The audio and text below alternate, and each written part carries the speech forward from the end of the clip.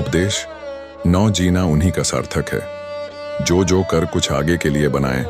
बीज जब सेंक दिया जाता है तो फिर उसमें अंकुर नहीं निकलता। इसी प्रकार मनुष्य का मन संसारी लोग जितनी चेष्टा धनवान, पुत्रवान, प्रतिष्ठावान बनने के लिए करते हैं, उतना प्रयत्न भगवत भक्त और ज्ञानवान बनने का नहीं करते।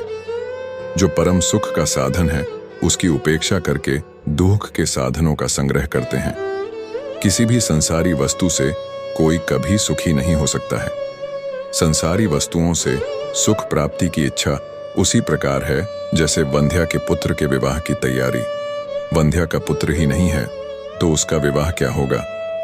धन, स्त्री, पुत्र आदि संसारी वस्तुओं में सुख जब है ही नहीं तो इनसे सुख मिलेगा कैसे।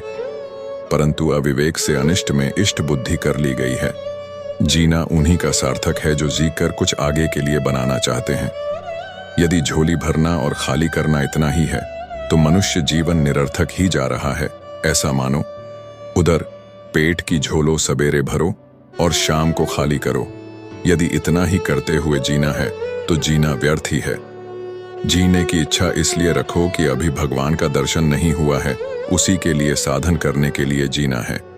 जब ज्ञान और भक्ति की गर्मी से सेंक दिया जाता है तो फिर उसमें जन्म मरण का अंकुर नहीं होता।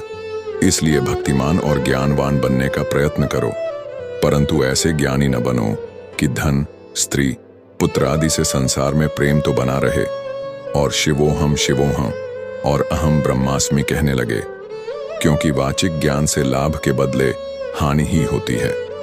लोग जब अपने को ब्रह्म कहने लगते हैं तो फिर धर्म कर्म से भी दूर हट जाते हैं और उधर निष्ठा पुष्ट होती नहीं। इसलिए जब तक संसारी वस्तुओं से प्रेम नहीं हटा है तब तक ब्रह्म के फेर में न पड़कर भगवान की भक्ति करनी चाहिए। भक्ति करते करते जब भगवान में अतिशय राग हो जाएगा तो फिर जन्म मरण के चक्कर से छूट जाओगे। आगे के भागों के लिए चैनल को सब्सक्राइब अवश्य करें। जय श्री कृष्ण।